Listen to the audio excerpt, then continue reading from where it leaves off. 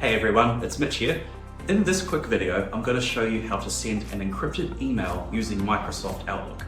This is perfect for when you need to share sensitive or private information securely. Now, here is something a lot of people don't know. Outlook already protects your emails while they're being sent, using something called TLS, or Transport Layer Security. Think of TLS like a secure tunnel between email services. It makes sure your message isn't intercepted or read while it's on the move, which is great for everyday emails. But once the email lands in someone's inbox, it's no longer protected by that tunnel. That's where encryption comes in. It locks the actual message itself, so only your intended recipient can open and read it. Let's take a look at how to do that.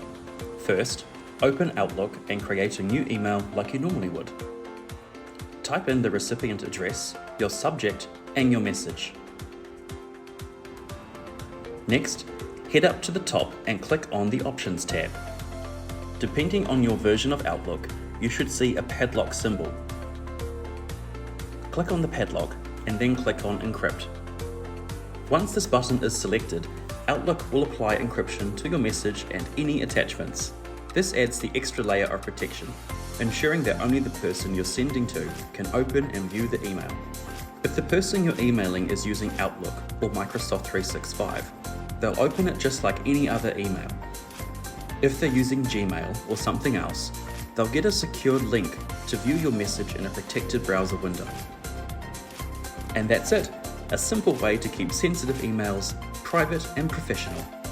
Thanks for watching today's video.